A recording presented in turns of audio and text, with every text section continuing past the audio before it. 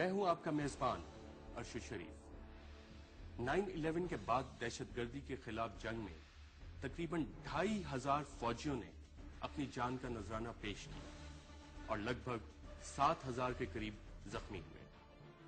بین الاقوامی برادری کو شاید یہ بات زیادہ متاثر نہ کر سکے، لیکن ایک بات جو باعث خوف اور پریشانی ہے وہ فوج میں ویلکم بیک۔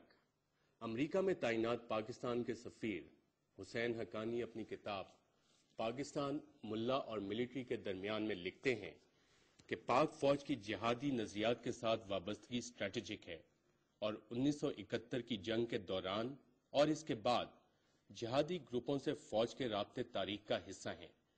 یہی وجہ ہے کہ فوج کے جہادی گروپس کے ساتھ مبینہ اتحاد کی وجہ سے یہ گروپ مستحکم ہوئے۔ اس کے علاوہ صحافی عامر میر اپنی کتاب دی ٹرو فیس آف جہادیز یعنی جہادیوں کا اصل چہرہ میں لکھتے ہیں کہ پاکستانی کی فوج کے تقریباً 5 مبینہ عسکریت پسند گروپ جس میں جیش محمد، جہاد اسلامی، لشکر طیبہ، لشکر جھنگوی اور حلقۃ المجاہدین شامل ہیں، ان سے رابطے رہے ہیں۔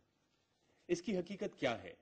یہ معلوم کرنے کے لیے ہم نے فوج کے ادارے انٹر سروسز پبلک ریلیشنز کو 8 جولائی کو ایک ای میل بھیجی اور ان نے اس بارے میں پوچھا کہ کیا جند اللہ نامی کسی تنظیم کا وجود فوج میں رہا ہے یا ہے، اور اگر ایسا کوئی وجود تھا جند اللہ نامی تنظیم کا تو فوج نے کچھ افراد کو گرفتار کیا ان رابطوں کی وجہ سے، اور کیا ان کے خلاف کیا ایکشن لیا گیا یا انہیں کورٹ مارشل کیا گیا۔ تاہم اس بات کا جواب ہمیں آج تک نہیں ملا اور آئی ایس پی آر نے انٹرویو دینے سے یا جواب دینے سے معذرت کر لی، لیکن رپورٹر کی ٹیم نے انہی سوالات کا جواب معلوم کرنے کی کوشش کی ہے۔ آئیے دیکھتے ہیں ہمارے رپورٹر عبدالشکور کی یہ رپورٹ۔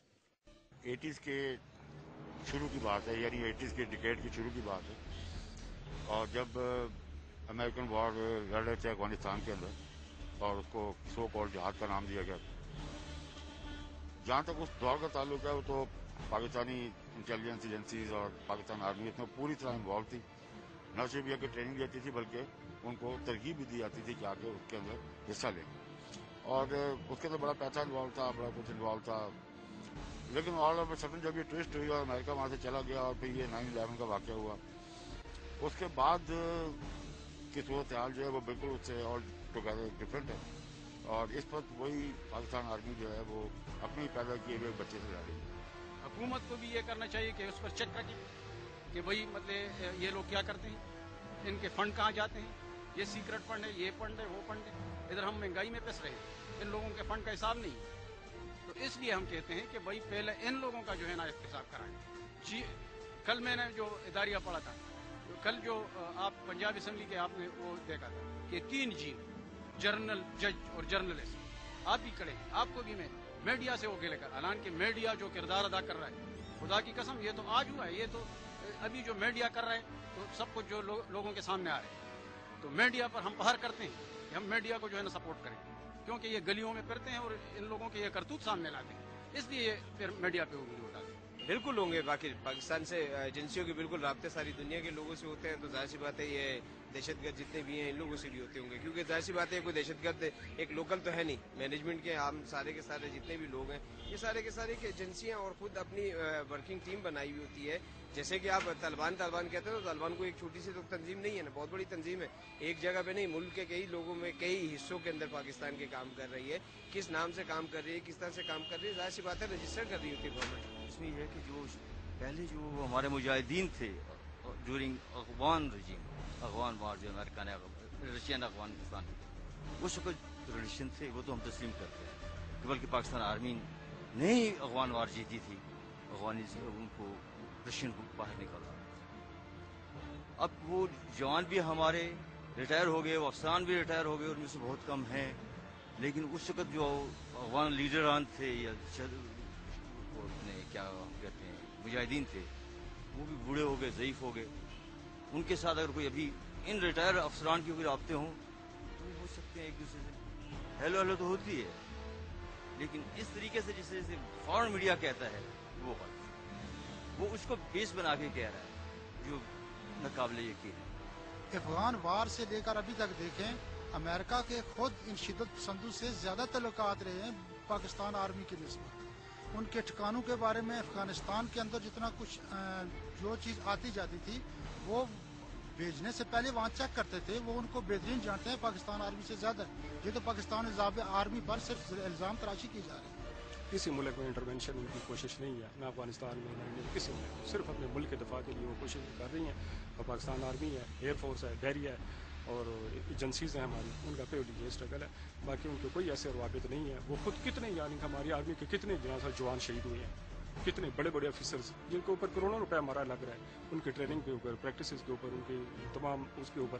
تو اگر اس قسم کے ہمارے ان کے آرمی کے روابط ہوتے تو پھر کیوں ہمارے اتنے جوان شہید ہوتے؟ میں تو یہ سمجھ رہا ہوں کہ پہلے جو حالات تھے ابھی وہ نہیں ہیں. میں بھی پہلے کا ہمیں پتہ نہیں تھا کیونکہ ہم تو اس چیپٹر میں ہے ہی نہیں، نہ اس فیلڈ سے ریلیٹڈ بندے ہیں. لیکن اس وقت ہو سکتا ہے اکے دکے ایسے واقعات ہوئے ہوں. لیکن آج کل تو آرمی والے خود پنسے ہوئے ہیں. جہاں بھی آپ دیکھتے ہیں جدھر بھی کہیں فورسز والے ہیں، چاہے وہ پیرا ملٹری ہیں، چاہے آرمی والے ہیں، چاہے پولیس والے ہیں، اسی پہ اٹیک ہوتے ہیں. تو میجارٹی تو ان کے لیے لوگ مرتے ہیں.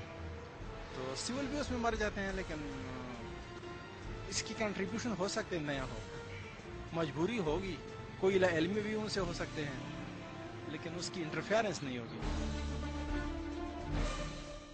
یہ تھی عوام جو ملے جلے رجحانات رکھتی ہے، لیکن اکثریت اس میں سے شاید ابھی تک اس پرسیپشن پہ بلیو کرتی ہے کہ فوج کے عسکریت پسندوں سے رابطے نہیں ہو سکتے.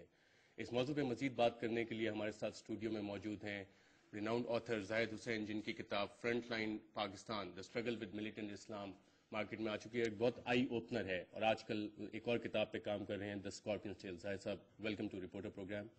اور ان کے ساتھ ہمارے ساتھ تشریف فرما ہے air vice marshal Shahzad Chaudhry. آپ دونوں کا پروگرام میں شرکت کا بہت شکریہ. آپ دونوں سے بات ہوگی ایک چھوٹے سے وقفے کے بعد.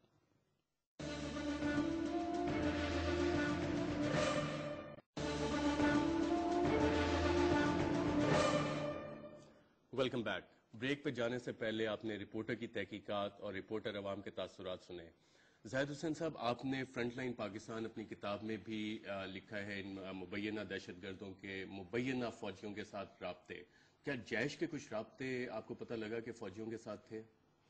دیکھیں، جیش کا تو باقاعدہ جو وجود ہے وہ تو میرا خیال یہ ہے کہ انٹیلیجنس ایجنسی کے ناطے تھے.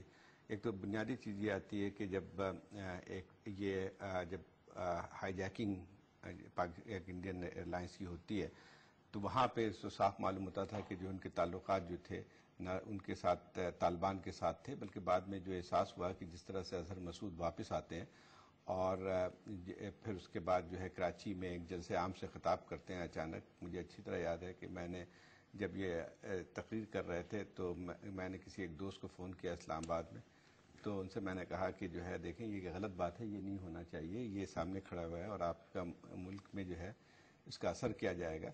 تو اس سے انہوں نے کہا ابھی ٹھہرو میں ذرا جنرل محمود سے بات کر کے بتاتا ہوں. اور انہوں نے فون کیا کہ جنرل محمود کہہ رہے ہیں کہ تمہارے دوست غلط دیکھ رہے وہ ہے، ان کی وہ غلط کہہ رہے ہیں کیونکہ ہو سکتا ہے ریکارڈنگ ہو. تو میں نے کہا وہ سامنے کھڑے ہوئے تقریر کر رہے ہیں. تو اس کے بعد 2 دن بعد جو ہے وہ بند